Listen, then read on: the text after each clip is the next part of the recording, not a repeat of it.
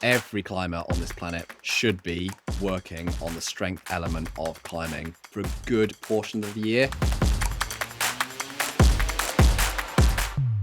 Hey y'all, I'm Ryan Devlin, and welcome to this month's Struggle Climbing Show Coach Chat, where I connect with elite climbing coaches to talk through my personal training goals and struggles, listener questions, and also dive into a topic or two that will hopefully prove useful to you on your training journey. Now today we got Tom Randall from Lattice coming back in the hot seat with us, and we're going to get an update from me and Tom on how our fall projects went. Spoiler alert, they haven't yet. And if you're like us and you're still trying to wrap up some unfinished business, I think you're going to gain a lot from that part of the conversation. And then Tom and I dive into an exploration of winter training, testing, and also how to think about spring goals and what Tom feels every climber should be focusing more on over the next few months. This Coach Chat is brought to you at zero cost today thanks to our friends over at Rungni, makers of Magdust Chalk and the comfiest dang climbing apparel around. Now, I've been using Magdust for the past few months here in the gym and out on my project on rock, and it's awesome stuff, you guys. It feels great, it performs great, and it doesn't break the bank. And by the way, it's not just me who loves it. It's at the top of a ton of review lists for best chalk. Plus, they just came out with a liquid chalk. I'm super psyched for that. You can hit that link in your show notes there to check out all of the rad stuff that Rungni makes, and also for a chance to win a year's supply of Magdust plus other cool discounts and prizes. It's all over at rungni.com. Head over there and support the show. Hello, dear listener. How are you? It's me, Ryan. Happy New Year. It's still Happy New Year season, I feel like. At the end of this week, we can no longer, or are no longer obligated to say Happy New Year. But right now, I am wishing you a Happy New Year, and I think it's going to be a really good one. Why am I talking to you right now? Well, I'm asking you if you like this podcast. If you do, and you want to support it in a totally free way, I put out a monthly newsletter, and I think it's pretty good. I work hard on it. It features some behind-the-scenes stuff from the show, exclusive content from guests and videos and that kind of thing. And it's not spammy, it's just like one email a month. That's usually all my brain can handle. But subscribing to it is a really easy, zero-cost way to support this show, which I would really appreciate. You can sign up for it in like 8 seconds. Just pop by thestruggleclimbingshow.com, which is still just a landing page. I'm going to build a website at some point in time, but it's just a landing page. You put in your email address right there. It'll get you on the newsletter email list, and I'll send you a free sticker for doing it. So thank you so much for supporting the show, and Happy New Year. All right, now let's dive into some winter training with Tom Randall.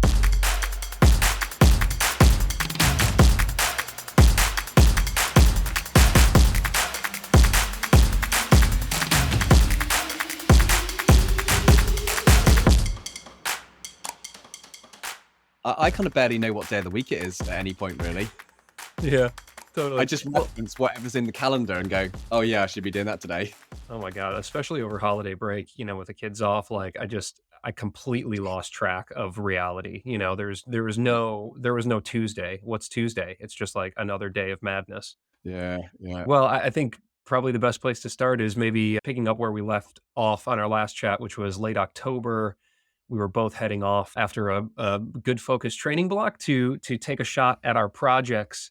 And it wouldn't be the struggle if we weren't both still struggling, I think, to get those ticks. So maybe we could recap a little bit of our seasons here. How did it go out in the desert for you? Yeah, so it went, I would say, overall, really, really good. The way I tried to think of it was that I had an approach and a strategy with which I tried to prepare for that project being Stranger Than Fiction out in the Moab area in Utah. And according to the plan that I put in and the kind of results that I wanted for that time and that resource, pretty much everything lined up as I expected. And so the resulting kind of feeling from that whole process was, one, my preparation was really successful, and I was really happy with how my body sort of responded to the training and how I felt physically and psychologically on the trip. But also that it was, on the surface, it appeared like a non-successful trip because I didn't get the project done. but I did know that it was maybe like right at the margins of what was possible, if not even just a little bit outside of it. So actually, it kind of ended up being what I would class as maybe one of my most successful trips, despite being one that I didn't send, which is really odd to say, but I was really happy with how everything went leading up to it and how the trip went. I love hearing that. I really think that, obviously success is kind of on this spectrum and how we define success, as I've had conversations with Hazel Finlay about and others, really does matter. And for you to have put in so much training, focus training, get out there and make incredible progress on the project, at least from, the updates that you were posting and Pete was posting and Lore as well. Of course, Lore was able to send while y'all were out there.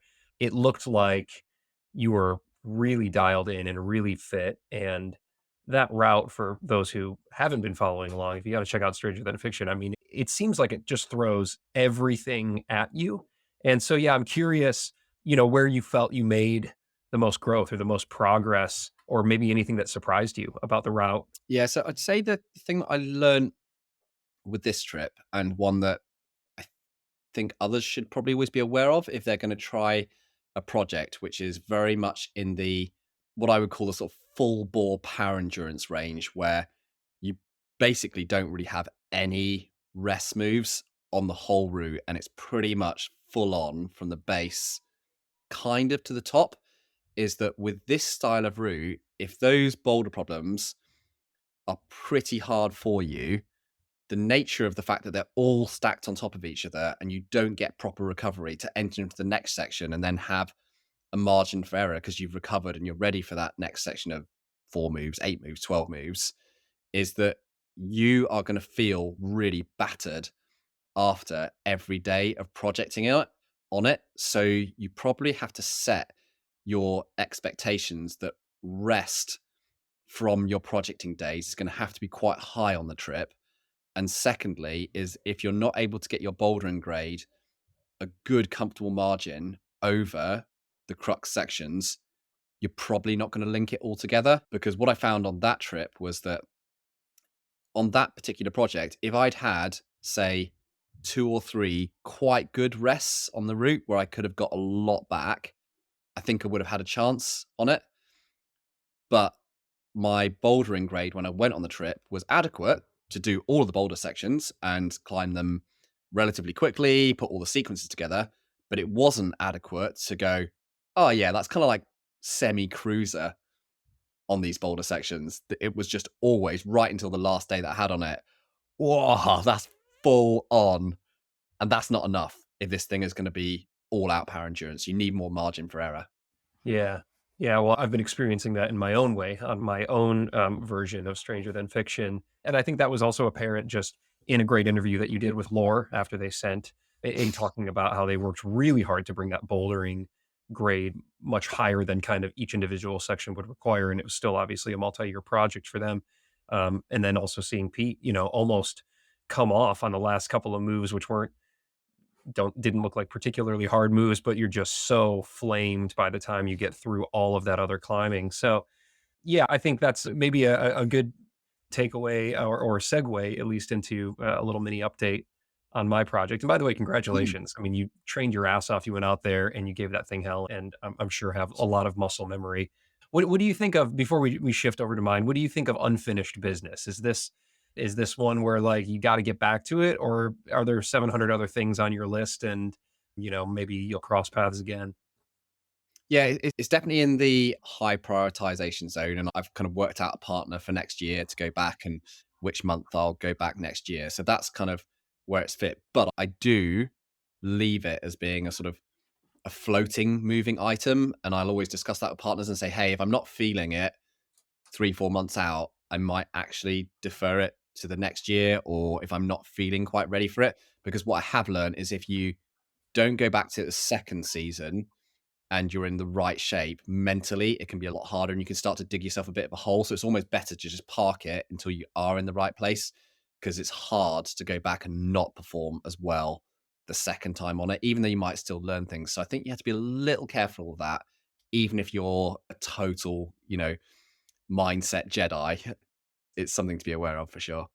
Yeah, well, Awesome. I mean, we're this is such a great entry point into kind of the topic of this chat with you here, which is essentially kind of what happens in the winter season, in our case right now, or just the in between season, if a project doesn't quite go down, or maybe if it does. But for those out there who maybe are working on something that's a multi season thing. So, just a little update for me. I've been trying to climb my first 513A, been training really hard, working with Roz, my coach over there at Lattice, broke down the route in its parts and very, very limit for me. First of all, I picked a route that was not low hanging fruit intentionally. I wanted to push myself and learn and get better as an overall climber. So I think there are any number of 13As I could have chosen at the red that I would have likely put down with much more ease than this route that I've chosen, which is called the Force. At the dark side, notoriously heartbreaking, like red point crux, just two moves from the chains, but all the business is down low. First four bolts, really hard boulder problems for me relative to my bouldering. There's, like a V3 into a V4 into a V5, and then, some really good rests, and then maybe like a, 12 minus or so kind of five bolts to the chains with this like really heartbreaking kind of red point crux just right at the top. Some power endurance moves right when you don't have any left in the tank. In any case, it took me months just to figure out the boulders because I max boulder is V5. So like I'm kind of at my max already trying to work out these lower boulders and then having to recover on the route and then make it up the chains. So months of not even making it through the first four bolts. And now I was out on the project yesterday. I got a little bit of a weather window, ended up being manky. It kind of went into a cloud. But every single time I've been out to the project, the last 5 sessions now, I've gone from the ground to two moves before the chains. So I put that at, I don't know, 12D or maybe soft 13A. Like, and it's like automatic, Tom. Ground to the first to those last couple moves. And then I just can't quite. It's this really big, like drop knee, reach up, latch this tiny thing with like just the tip of one finger, and you gotta hold it. And I'm just like so gassed, even though I'm like resting at that last bolt, which I never could do. I just like I pull into that last sequence, which is like long and it kicks back a little bit. And I go from feeling pretty decent to like at 0%, But it's like this mix of emotions because I'm so proud of myself doing this route 3 times in a day from ground up past the last bolt, which I never could have imagined just a month or two ago. But it's also like so heartbreaking because I'm staring the chains in the face. Yeah, yeah. And you did that 3 times in a single day? Yeah. I go out and just bang, bang, bang. Like it's the lower stuff's not even particularly hard anymore. It's crazy. There's one thing I'd say for certain on this, given that you can do it 3 times in a day to the last move, you have got this route You for think so? sure, physically in you. Yeah. If you can do that 3 times all the way to that point on a power endurance route and climbing that number of harder sequences in it, and you're all the way through into the end of the outro section of it, this will just come down to basically a combination of either, well, I mean, we can go through those things if you want to. It depends what how you want to break this podcast Yeah, well, up. yeah, I mean, I wanna try to make it also, like, applicable, but we can use me as the case study. I'm happy to do it because I certainly could use the help, but it's like, I'm at this point where there's still gonna be good days, but I'm also like, "God, I haven't really trained in a while," aside from being out on the route. I'm just checking the weather. I'm just constantly checking the Mm. weather, and so, yeah, I'm certainly curious on your thoughts here because I do feel like it could go, but I also feel like it quote unquote could go for another 7 sessions or something like that if I don't get great dry conditions or if I'm just not feeling great or my foot pops or something like that. Cause it's not just like I have to pull a couple, V0 moves to get to the chains. Like it's in isolation, maybe it's like a V3 or something like that. But after that much climbing, um, it's been really hard. So I appreciate your confidence though. So I'll let you continue that train of thought. Yeah, so there's a few things that I would do in this situation. So the first thing is I would look to get back on the route on one of your days and attempt to red point that route or find out what happens if you start from, say, bolt 2 or something, where at least you're reducing out maybe around a minute of time on the beginning of the route, or just 4, 5, 6 of the harder moves at the start, just knocking a little edge off it and see whether you can actually go to the chains. So basically, something which doesn't physically actually take off that much of the route, just a tiny little percentage point, but mentally means that when you're going for those last moves, you know that even if you hit them, you're not getting the send. So you will just by default tend to focus just on performing rather than thinking, oh my God, I'm going to do my project now. Oh my God, it's so close. You just get on performing. So you get to basically find out how you perform on that. So I think that's one strategy that I would definitely take on this, is just finding out what happens with that. Secondly, is I would look at how I might climb a little faster on the route and see whether there's some ways to make up some time on the route. Just because I've seen it a lot in the past where people start to like drop the last move, is it's often not because they're not strong enough or they haven't got enough fitness. It's because they just have spent so much time on the route that they're burning through those sort of energy reserves to operate at a certain intensity, and they're just beyond the threshold. And to gain another 15 seconds, another 30 seconds on the route is really hard to train that and go back to the starting balls to do more. But it's quite straightforward, actually, if you really proactively think about, could I save another 15 seconds on this route somewhere? Can I just chalk up a few less times? Or can I just clip in a slightly better place? Like, there's a few ways of doing this. So I think that would be the other strategy. And then the last thing I would look at doing would be, you clearly have very good work capacity at the volume and the intensity with which you have for this route. The evidence is you can climb it 3 times in a day to the end of the route. So I would strip back any ancillary training that you are doing away from your project to only being very high intensity quality training, i.e. bouldering or fingerboarding, and don't do any endurance work or power endurance off the project, because you will have a window now for at least, I would say, 2 to 4 weeks where, without any of that ancillary fitness work, you will maintain what is definitely perfectly adequate fitness, and you'll just top up the strength level potentially just enough to actually move through and hit the chains. And those are the three things that I would say would be my go-to. And those, you might not even need to do three. You can probably just do one and you'll go, oh, that worked. Wow, that's really interesting, that last point there. I mean, I'll kind of recap, all of that just so I can make sure I'm understanding, but it's counter to what I was thinking in my mind, which is like, "Oh, if I keep popping just a couple moves from the chains, maybe I need to, like, take some time and go hit the tread wall for a while and just try to build up a little bit more of that tank." But I guess you're saying I'm essentially getting the tread wall experience on the route itself, and so maybe what I need is a moonboard session or something like that just to get a little bit more powerful to be able to bring some ease into all the moves up to that point, and then to have what's left for those moves. Although I have been here for a while, so, it's been, you said maybe 2 to 4 weeks. I mean, I've probably been at this place for 4 weeks, so at what point does that start to drop off? In terms of fitness, Yeah, yeah, it definitely means that you're absolutely fine. That is not your issue here. And I know it's tempting to think, oh well, I'll just do even more fitness training because this is a fitness route. But right. you will see it's like that whole hanging fruit concept. Right now, additional fitness is going to be very hard one because you're fit. Where you might see a lower hanging fruit is improvements in recruitment again, because typically you see with any climbers when they're in their kind of peak fitness, especially on longer style routes, they'll complain that they feel a little under recruited and their max fingerboard scores are kind of like down, at least 10% a lot of the time. And they don't feel so snappy strong on a system board. So I would be looking at that lower hanging fruit here, which actually is very complementary to the projecting work, because the great thing about this high intensity training is you don't need to do it to exhaustion, and you don't need to have really long sessions.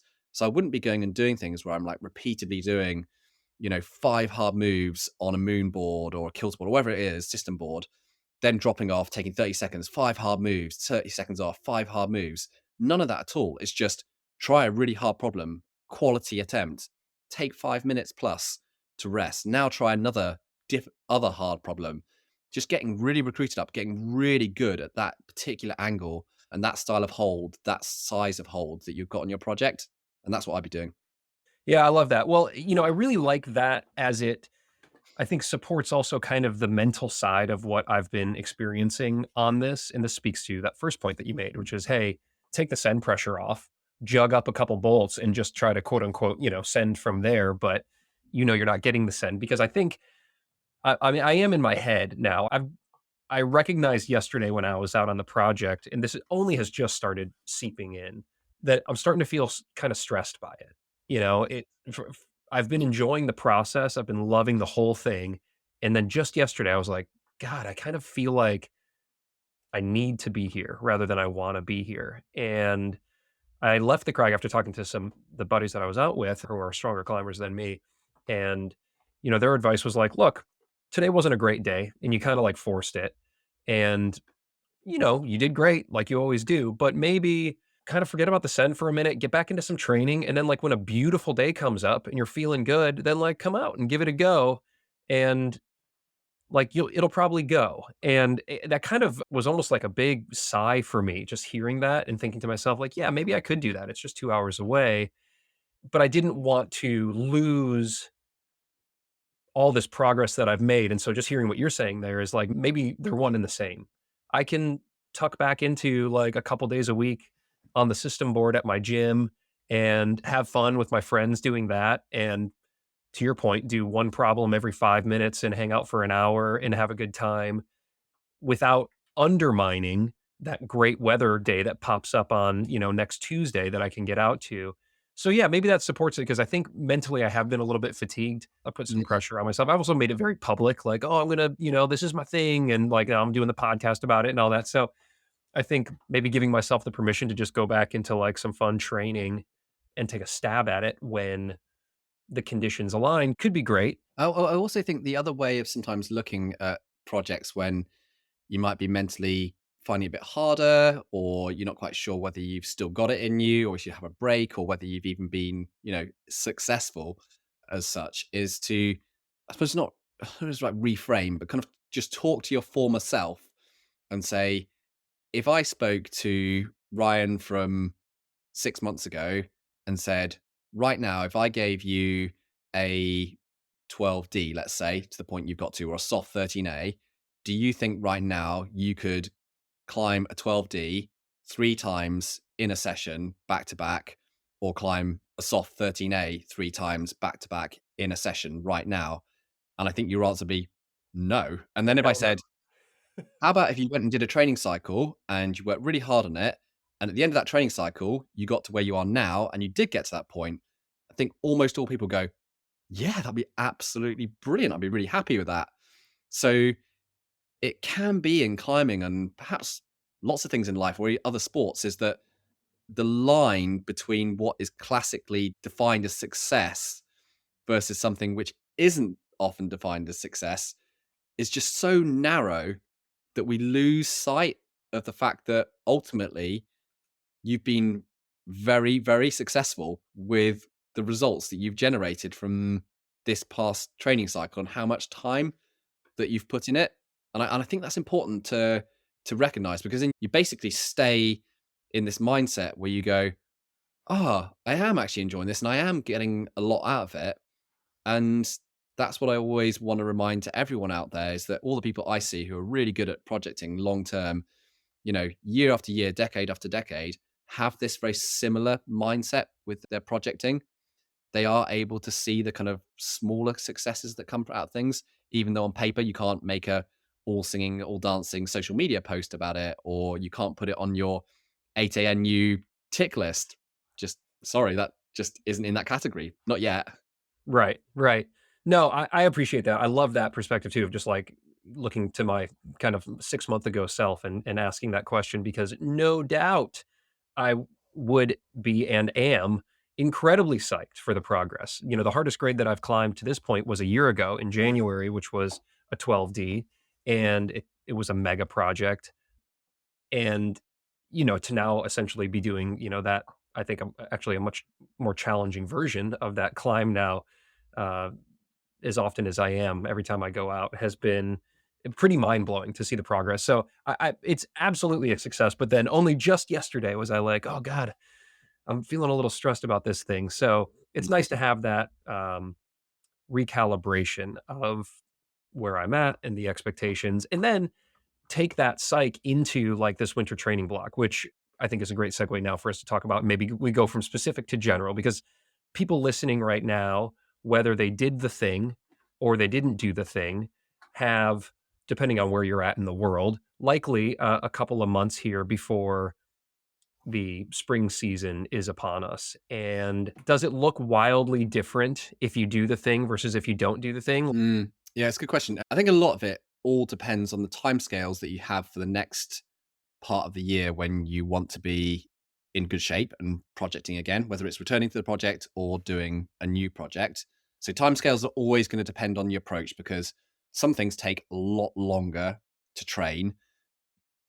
And those always depend on where you're at right now compared to where you want to be. So the next project could require really good wide lock strength, for example, but you are so far off the pace with that it might take you 6 months to 12 months of the year to make a really appreciable gain on that, especially if it requires actually like putting on some muscle mass around the shoulder joint for that. For as an example, something that might take a really long time. Another thing might just be tweaking the sort of work capacity of either high intensity climbing or low intensity climbing in relation to a project, which will take a little bit less time. So I think that's one factor which is really important to account for. And the second part of it is down to the specifics of what you need to do for any given project that you're going to aim for and what you're returning to. So, for example, here is that if you were stepping away from your project now for a few months and going back to it again, is that you really don't need to do very much work at all in terms of changing energy system work or work capacity stuff or power endurance because you've already essentially got into exactly the right form and the right shape for you need to be doing now.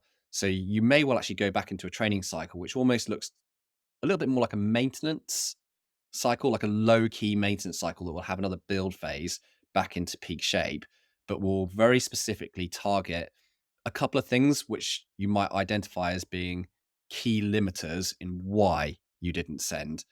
And the rationale for how much you pull back that volume, that sort of power endurance and general work in the next base phase will be how hard are those two little limiters to work on. So if they're really quite big things, you might need to pull back quite a lot of volume in your training to account for it, to give yourself space and recovery, etc. Whereas if you're going from your project and trying something completely new now and you've actually sent, then this will come down again to what does that new project look like? What are the specific things here that will get Ryan, or if we're talking about someone else, into the zone where they've got a good chance on this project? And it's just like any season, I suppose, it's just being quite specific about going, what does my project look like? What are the demands of my project? And how does that map up with me as a climber right now? And it's just like that mapping exercise of, or profiling exercise of what's it look like? What do I look like? Do they line up? And then you go back to the drawing board essentially. Let's follow that track for a second, just as a thought experiment here, because I think there's probably a lot of people out there who maybe aren't as specific with training for a project. They just want to go out and have a great trip in the spring and climb a bunch of stuff wherever they're traveling to, or they want to go to the gym and climb stronger and better at their local gym. And so, if we don't have a project identified for the spring, which I don't, in fact, I'm so exhausted from this project. I think my quote unquote project, at least in the back of my head for the spring, would be to go out and try and kind of flash as many things as I can, clip some chains, essentially. So for those who I just want to go out and climb better in 3 months than they are right now, and they're not projecting anything, what does that look like? So what you're talking about here is basically going and having a generalized volume base of trying lots of different routes and hopefully being successful on a number of sort of short, quick ticks. Is that what we're kind of specifically talking about here? Yeah, I think so because I if unless you disagree, I feel like that's probably what a lot of people like to do when they go on a trip. Yeah. Okay. So I think the way I would probably look at it in this case is once you've finished your projecting, is you want to take a period of at least a couple of weeks of kind of deloading all of your climbing so that you know that you are properly rested from projecting essentially because some people say oh I'm all rested all the whole time but they're really not, they just don't know themselves well enough. Right. So take a couple of weeks to just like deload your body of the fatigue that you maybe have carried through for a month, 2 months, whatever it might be. And then that's a really good time to actually then go back and look at some basic reassessments of testing, of either just looking at your general strength and conditioning or just looking at base levels of finger strength and power endurance, just to see what has happened as a result of projecting. And one of the uses of doing this at this time of the year is really to understand what are your what's your profile look like in terms of strength versus fitness when you've finished a peak phase of climbing, because this is your kind of what you class as your efficiency zone. So this is definitely not going to be your strongest. Whatever you come out on strength is not going to be your strongest because you've tried to go for efficiency. Mm, Whatever you've come out on the fitness side of things, this kind of should represent about as efficient as you can get with climbing. And so I would take that kind of profiling exercise and say, right, this is what I look like as a climber. And what I would like to do is I'd like to go and do these things on this trip in 3 months' time, 4 months' time, or your local area, and start to pick out projects which map up or reflect your own strengths and weaknesses as such in your profile. And once I've done that and gone, right, as I've seen from my peak season, I get really fit, but I actually get relatively weak compared to my sort of top strength sort of part of the year. Then I'll pick projects which are the sort of longer end, more endurance style, because right now I only have 3 months or so to prepare for that again. So you just got to like understand that there's not loads of time to change yourself as a climber. Whereas if I did those tests at the peak season and found out actually power endurance hasn't got that great despite all of that work and strength is maintained really high, I might go into that next part of the season and go, right, let's choose shorter things here with a bit more punch and not so many bolts involved them, short end power endurance, or just really hard cruxy sections broken with very big rests, and then work to build up into that kind of sort of shape again for that next season. I think that would be the kind of approach that I would take there, given the amount of time that you have to work with it. It would be very different if you said, right, now I want to go and try a trip in September, or I'm going to have a whole season of climbing again outdoors in September. That's like 9 months. right. And under that kind of regime, I think you can make quite big changes to your body. And there's a whole number of different strategies available to you. Yeah, that makes a lot of sense. First, and I will be curious to do some testing to see where I'm at. I think to your point, I'm probably my strength has dropped off, but my capacity, my endurance are probably the best they've ever been. But we'll see. I'll probably do that maybe next week just to check where I'm at. Have you done that since returning from the desert, or are you still in your deload couple of weeks here? I've been back and yeah, kind of effectively had my rest period and then gone back and tried all my different benchmarks and things like that for climbing. And what I've noticed with me is that my strength is really quite far off its peak Hmm, and my fitness is a little bit off its peak. So I've kind of effectively lost both of those from that projecting process, which doesn't surprise me because I wasn't doing loads of volume whilst projecting it for a whole right. month. So I was probably going to get a little bit less fit. There weren't loads of like red point burns from start to second move from the end. There just weren't those types of attempts. So now when I go away again at the beginning of January, what I've been working on is basically a top up of power endurance, but only enough to mean that I'm at least moving forward on that power endurance stuff. I'm not like smashing it because that's not the key thing. But what I have been doing is loads of bouldering because that's really off the pace after that trip. So I've almost put like three-quarters of my effort into bouldering and a quarter of it into power endurance. And that's my sort of best strategy, I think, for getting into good shape to go away for 2.5 weeks of sport climbing from mid-January. Great. So yeah, I was going to ask what's next. What do you got your eye on? So I'm going up to Thailand with Anna Hazelnut. We're doing a sort of community charity organization work with helping some guys out in northern Thailand set up some new areas and Cool. establish new areas a little bit, well, help with some climbing schools and things like that. Is there slab in Thailand? I think there is actually, but not on the bolted stuff. That's more on the bouldering side. I'm excited to follow along with that trip. I'm sure you both will be sharing some things on your respective channels there. It's nice to be able to mix a little climbing with doing some good in the world. And I think that makes a lot of sense for people who are maybe not as specific like in my boat, but just trying to get better is essentially figure out where you're at, figure out the thing that needs to be trained up. And either, and correct me if I'm wrong, but if I'm taking a trip and I know my power endurance is my strength, then it's likely I want to identify routes that are going to suit my strength.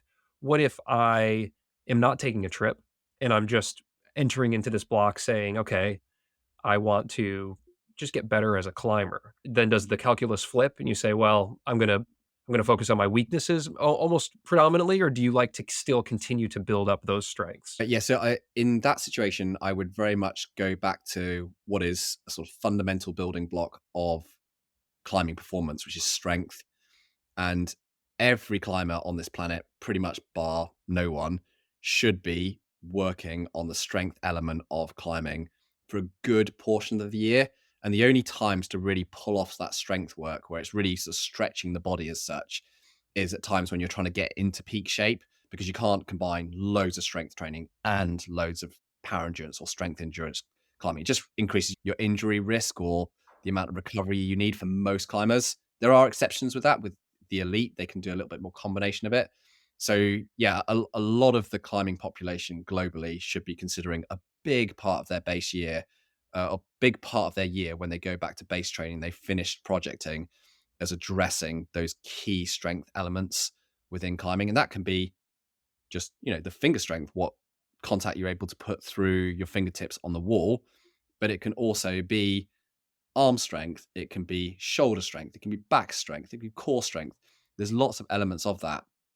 But the requirement to be able to make improvements in strength is generally reducing the amount of higher intensity mid volume work that you do so that you're able to put really good quality in it, reduce injury risk, and recover adequately from those sessions. Yeah, let's break that down just for a second, if we can, when we're talking about building strength, because as you said, it could be fingers, it could be shoulders, it could be arms.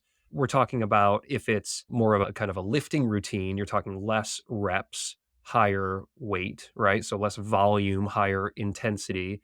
If it's hangs or if it's climbing on a board or something like that, similar, like essentially not a lot of volume, but max effort in almost each move that you're making or each rep that you're doing. Yeah, exactly. I mean, the most simplistic way to think of it is being when you do any form of strength session, generally err on the side of feeling relatively fresh when you finish. Mm. So just as you start to feel like that top end strength performance aspect of whatever exercise you're doing is starting to just dip, stop. That's going to be enough. And then secondly is that whenever you're doing anything is that you're taking big, considerable rests that mean you feel recovered enough to try your next rep or your next set on anything that you're doing. And that when you're doing any of those sets or reps, nothing is taking much more than around 10 seconds to 40 seconds or so to complete the number of reps of that exercise. So it could be a board problem that you're literally on the board for just 10 seconds and then you take your 3 to 5 minutes rest to feel recovered enough to have another go. Or it could be your 4 reps of bench press that take you 20 seconds. Again, that's just in that right kind of zone. But as soon as you start to feel like you're losing that top end, stop. And that's enough. There's countless matrices over there out there on the internet to tell you your different rep ranges and intensity and volume to work on for things like building muscle or building recruitment or building work capacity. But at the end of the day, that simple rule will tend to get you stronger as long as you respect things like you can't do it every single day and you need to eat well and you need to sleep well, things like that. Yeah, well, and you started this by saying that uh, almost all climbers out there would benefit from focusing a good amount of their training time on building strength. I'm curious what you found in all the data that you collect at Lattice, what that ratio should look like. Always depend on the individual and what they're aiming for, how old they are, injury risk, and things like that. So it's Sure. really difficult to give generalized answers. But I would say, oh, if I had to put a number on it, I would say something like over the winter base period, around 50% of your time at the wall will be concentrating on some form of strength exercise, whether that's off the wall stuff with weights, TRX, floor, bar, fingerboard, or on the wall. But the major caveat to really hammer home on this is it's not 50% of your time under tension.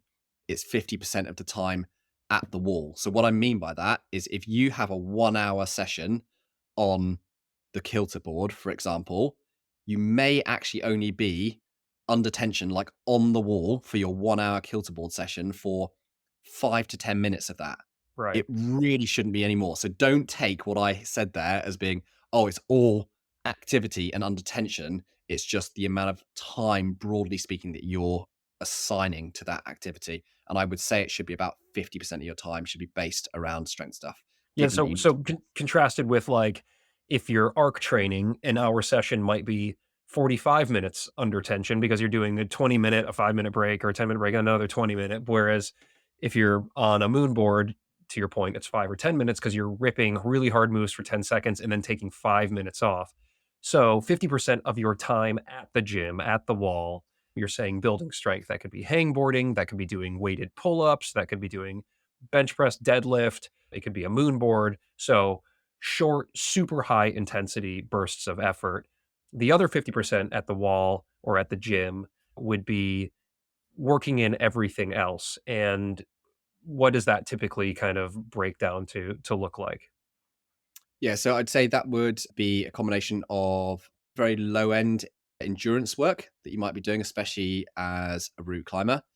It would be any skill acquisition work that you might be doing. So trying to work on a rep work, heel hooks, toes, crack, all sorts of different things, just acquiring new skills and also flexibility.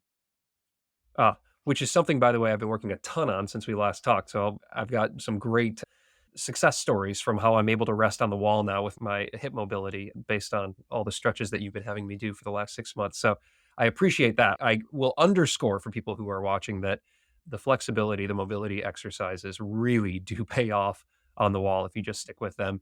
If I've got 3 days a week where I can spend a few hours at the gym rather than, an hour a day for 6 days a week, is there a progression that you recommend? If I'm gonna go in and do heavy hangs and some bench and some deadlift and that kind of thing, can I also do some other training if I take a meal break or something like that? Or do you really recommend trying to split that 1 hour of high intensity training off from the 1 hour of maybe lower intensity training? You can totally combine the two. I think that split level training is generally for people who are really elite level. So their kind of recovery is just recovery requirements are really high, or people that just have very busy lives and just struggle for just energy or time and fitting them in really big blocks. So that's the way for them to manage that. I think an example that I'd probably give to people if they're thinking about like how to structure this is firstly just want to say one extra additional detail on the strength work is I think more or less most climbers should be protecting at least 75% of their strength work to being climbing specific strength work. So that can be the fingerboarding or on the wall strength work, and no more than 25% on bar, calisthenics, floor work, something like that. I hate this concept of people ending up doing half of their work just in a CrossFit gym, which is okay, but it's really not going to translate so well into climbing. So that's the kind of one preface that I want to say to that. So to give an example, let's say we've got someone who has 2 hours down the gym. We're going to assign 50% of that time to strength work. So that could look like 45 minutes climbing on a system board, for example. Really good quality, stop as soon as the power starts to go. Then you can follow up with 15 minutes of strength and conditioning work on 2 key exercises that you've identified as important for you on that season. That's your 15 minutes work done. Now you're left with an hour. So you can spend half an hour of your last hour doing some really light endurance work, or you can do some slab work, or you can do some really technical drill work for half an hour. And then finally, you've got half an hour at the end where you can do some quality stretching work, which is perfectly adequate if you do that throughout the week, throughout the month, because you'll make really big improvements in flexibility, which totally translate to the wall.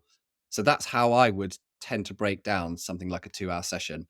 And I think 95% of general climbers out there would have amazing results if they could just stick to that and do it for 3 months. Oh my gosh, I'm so hyped to get to the gym now. Tom, I love it, man. No, you're out in your project. Oh, that's right. That's right.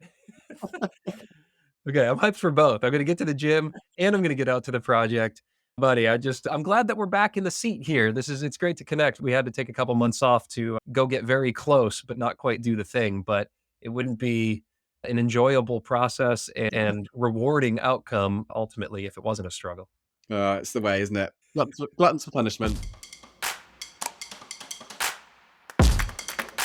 And that there wraps up another wonderful conversation with the wonderful Tom Randall. I hope you enjoyed it. Great way to kick off the new year here. Now, if you're a patron, you can see the full uncut video of today's chat with Tom right over on your Patreon feed, along with so much other bonus content from the best climbers in the game. And if you're not a patron, you can either subscribe right there in your Apple Podcast player if you're an iPhone person, or if you listen elsewhere or you want to get like extra perks like the videos that I'm talking about, you can pop over to patreon.com/The Struggle Climbing Show to check things out. And right now you can actually sign up for a free trial. So there's zero cost at all to check out all of that bonus content with huge rock climbers like Dave McLeod, Alex Honnold, Chris Sharma, Nina Williams, Hazel Finley, and so many others. It's all over there. You can get instant access for free. And then, of course, if you like it, I would love for you to stick around because that's how I pay the bills over here. And plus, if you needed a little more of a kick in the harness, right now we're doing a giveaway. If you join the Patreon community this month, you'll automatically be entered to win a year's supply of Magdust chalk plus a $250 Rungny gift card to score yourself some awesome gear over there. You can quit anytime, no questions asked. So if you've been thinking about supporting the show and getting access to all that cool bonus stuff, now is a pretty good time to do it. Good luck. I hope you win. Thank you so much. The Struggle is carbon neutral in partnership with the Honnold Foundation. Awesome. This episode was produced and hosted by me, Ryan Devlin, and The Struggle is a proud member of the Plugtone Audio Collective, a diverse group of the best, most impactful podcasts in the outdoor industry. I hope your training and climbing are going great. Have an awesome day, and I will see you soon.